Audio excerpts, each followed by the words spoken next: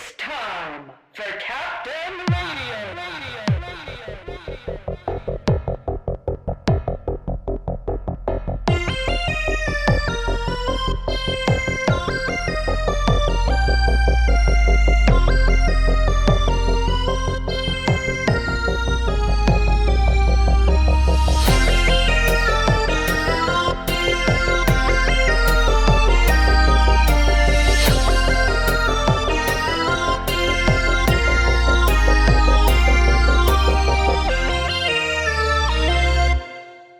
These are the adventures of Captain Radio. When we last saw our heroes, they had escaped from the malevolent Neptunian sirens by the skin of their teeth. However, their victory was short-lived. No sooner had they emerged from the solar storm than the HMS Galileo came face to face with an Imperium scout ship. With nowhere to run and no way to hide, Captain Radio may have no choice but to surrender to the agents of Dr. Orban. You're listening to Captain Radio and the Mutant Mole People from the 11th Dimension. Chapter 3, Monks of the Dark Adaptation. As the warship bears down on them, Captain Radio, Ace, and Orion scramble to evade capture by the Pan-Galactic Imperium. There's got to be something we can do to get out of this. Forget it. We sustained a lot of damage flying through the storm. We're lucky to be alive at all. Perhaps we could wait in the shadow of that nearby comet until they pass. Open your eyes, robot. No way they haven't spotted us. If we try to limp away now, they'll open fire. Now, the smartest thing we can do is surrender. I never surrender. You better get used to the idea, Captain Radio, because I don't see any other option. You may have a point. Once they have taken us into custody, we'll just have to come up with a way to escape. That may not be necessary. Don't tell me you're quitting too, Ace. Negative. However, I do not believe the scout vessel poses a threat. Look at the laser cannons on that thing. Yes, but the cannons have not been activated. Observe the hatch immediately below the gun placement. By the sands of Mars, you're right. It looks like that hatch has been blown open from the inside. Those blasted Neptunian sirens must have tricked the crew into letting all the air out. An intriguing hypothesis, but I do not believe that is the case. If you look through the scope, you will notice burn marks on the inner door of the hatch. An explosion. Precisely. Orion, get me an oxygen tank. I'm going over there to take a look. It might be important. With an oxygen canister in one hand and his trusty ray gun in the other, Captain Radio boards the Imperium scout, only to find the vessel completely deserted. Captain Radio to Ace. Come in, Ace. Go ahead, sir. We read you loud and clear. The ship is empty. There is no sign of the crew. We're getting very strange readings on the astrocompass. Do you see anything which could be creating a magnetic field? There's something here. It's hard to describe. It's all around me, like drops of ink. But when I try to touch one, my hand goes right through it. It's as if it isn't even there. I think it's coming from this room. Captain Radio steps into a laboratory. Everywhere our hero finds evidence of a scientific experiment gone horribly wrong. Broken pieces of equipment and shattered glass beakers hang in midair, frozen in place, while small spheres of a strange black substance flow outward from a single point in the center of the room. A tear in the very fabric of reality. What on earth were they trying to do here? Searching the room, Captain Radio finds a shard of stone. One end is cold and blackened, the other is warm to the touch and glows with an inner light. He places it securely on his belt loop to examine later. Captain Radio, please come in. We need you to come back, sir. The hydrogen leak is worse than anticipated. Orion informs me that we can only maintain this altitude for another 10 minutes. Back aboard the HMS Galileo, Orion prepares to land the ship for repairs. Everybody hold on. This is going to be a rough landing. Why does that not surprise me? Where do you intend to land? My memory tapes have no record of a nearby settlement. Caliban is within range. If we can lose a little weight, we might just be able to make it. Caliban is a lifeless ball of snow and ice. That's what they want the galaxy to think. Who's they? The monks. I'll explain when we get there. Right now, I need you to go down below, find anything that isn't absolutely necessary, and toss it. I hope you know what you're doing, Orion. Hold together, old girl. Almost there. The Galileo dives through the atmosphere of the frozen moon of Caliban. Without engines or parachutes, there is nothing to slow them down. They approach the surface moving faster than a bullet from a gun before finally crashing into the side of a snow-capped mountain.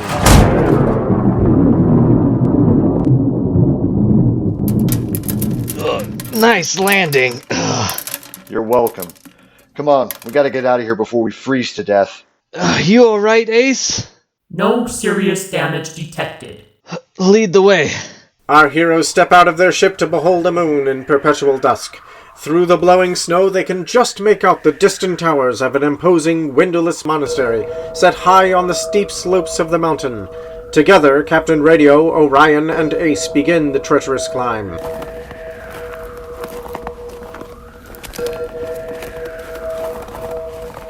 Watch your step.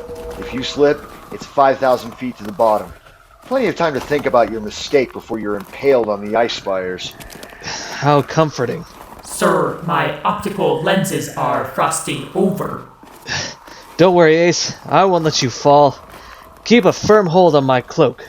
Without warning, a figure emerges from the blizzard. Captain Radio instinctively reaches for his ray gun, ready to defend them from this stranger. There is no need for violence. Lower your weapon. Do as he says. I apologize for the intrusion, Oracle. This is Captain Radio and Ace. Our ship was damaged in a solar storm. We could use your help getting her spaceworthy again. It has been a long time. I know. I'm sorry. The last time you were here, you tried to steal the holy relics of St. Perigee. Look, are you going to help us or not? Come with me. We must get you out of the elements. I will send Sister Octavius to examine your vessel. You tried to steal from these monks? It's a lot more complicated than that. I'll bet it is. The oracle places a wrinkled hand on the solid stone of the mountainside. A portion of the rock face slides open to reveal a secret passageway. We are the monks of the Dark Adaptation. As a rule, visitors are prohibited from entering the abbey, but it seems we must break this rule once again. Again? Who else has been here? The Emperor of Shadows himself, Dr. Orban, paid us a visit not 3 weeks ago. It was a great honor for our order to receive him. What did he want? Come inside and I'll tell you. Don't touch that dial! Captain Radio and the mutant mole people from the 11th dimension will return after this brief word from our sponsor. In a moment of crisis, with life or death hanging in the balance, an astronaut hundreds of miles above the Earth has to trust their own judgment.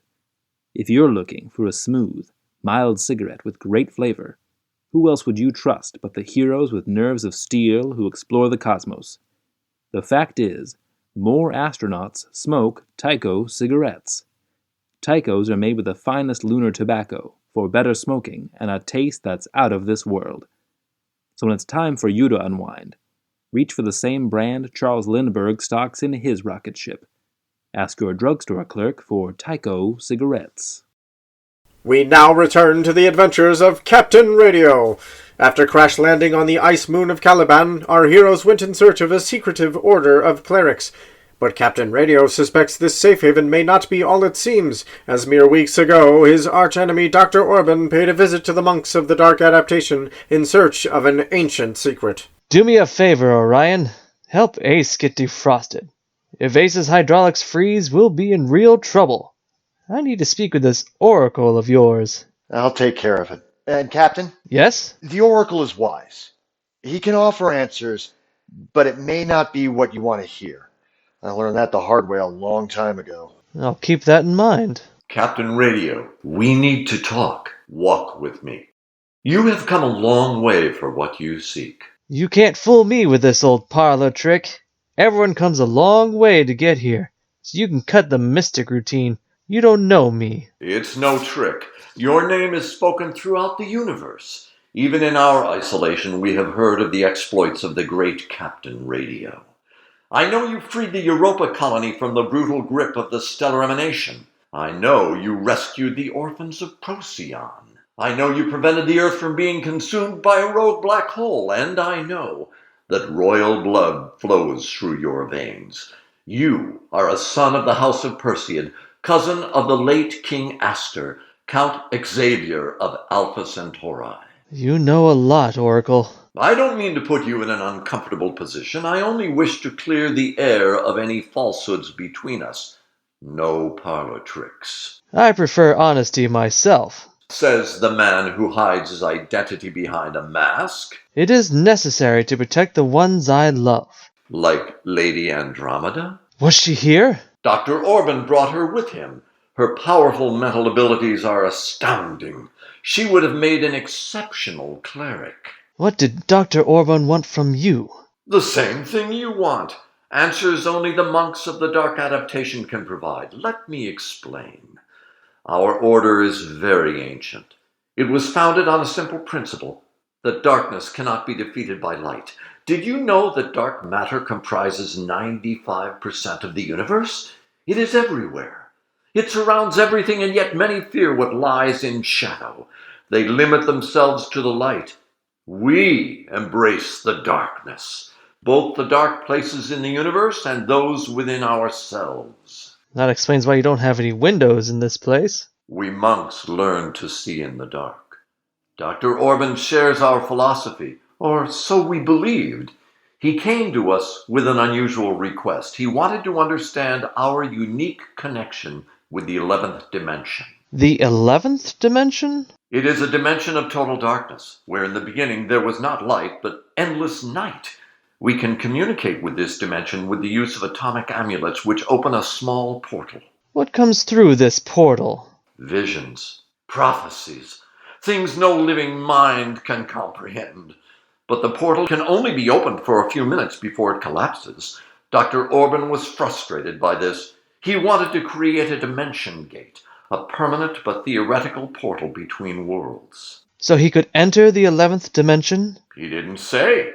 But we did allow him to borrow 2 of our amulets to assist him in his quest. Why would you do that? Dr. Orban is a madman. There's no telling what he's trying to do, but the fate of the galaxy may hang in the balance. We are the guardians of an ancient knowledge, but it is not our place to decide who may or may not have access to it. There is no danger in communicating with the 11th dimension. I do it every day. That's a small portal. What would it take to open a portal like that one Orban talked about? This dimension gate. He would need an immense psychokinetic field to even hope to open a portal large enough to pass through. Our holy texts speak of many such attempts, but none succeeded. What would he want with such a portal? I find it hard to believe that Dr. Orban is suddenly interested in spiritual enlightenment. We did not ask. Well, maybe you should have. You may be more right than you know. Something has gone wrong. Darkness is leaching into our dimension. Already, it has extinguished hundreds of young stars at the edge of the universe, and the destruction is spreading.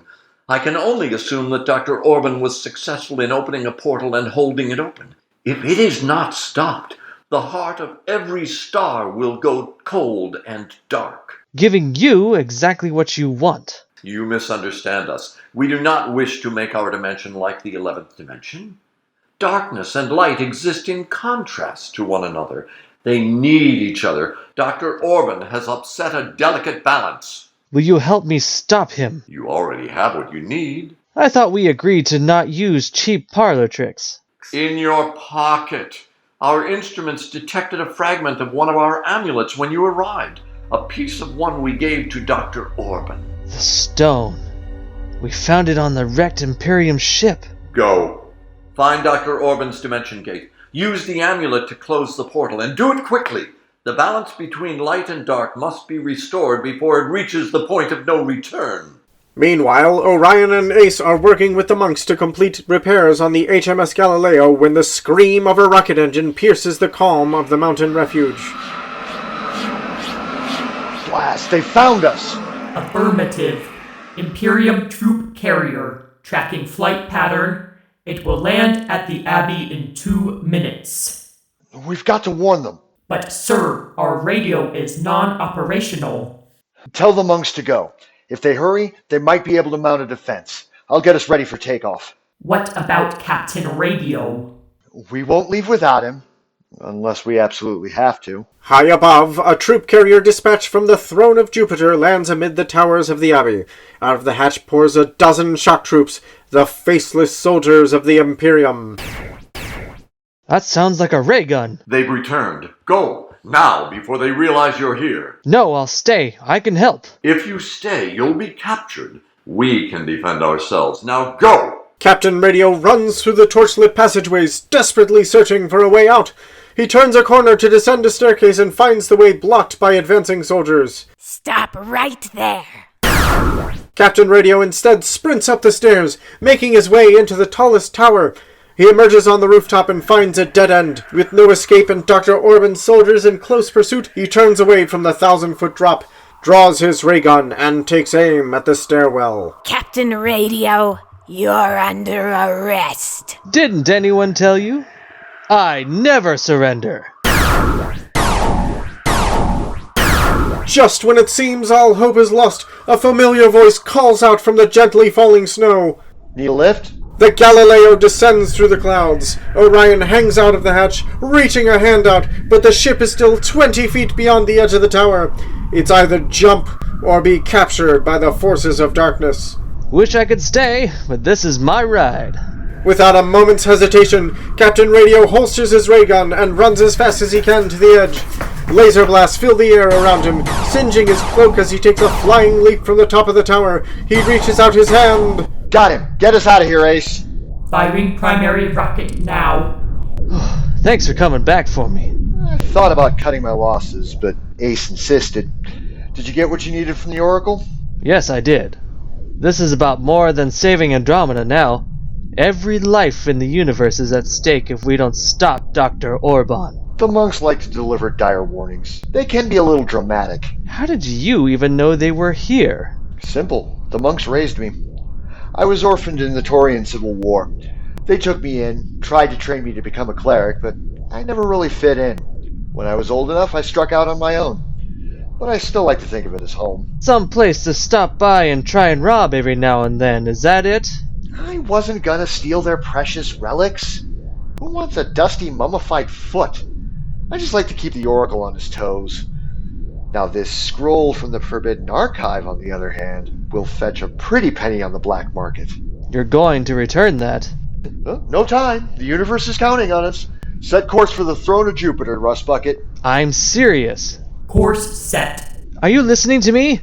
You can't keep that scroll.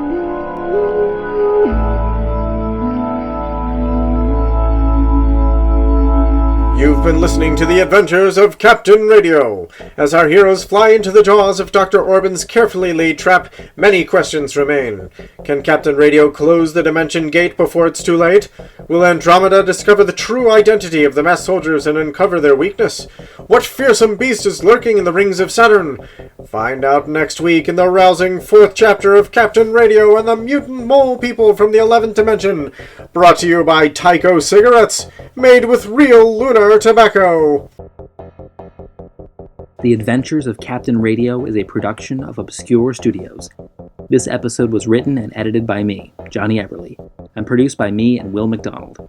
Scott Kennedy is our narrator, Will McDonald is Captain Radio, Rob Peters is Orion, DeLano Hays is Ace, Bailey Cunningham voiced the soldiers, and the Oracle was played by special guest Ted Fahy.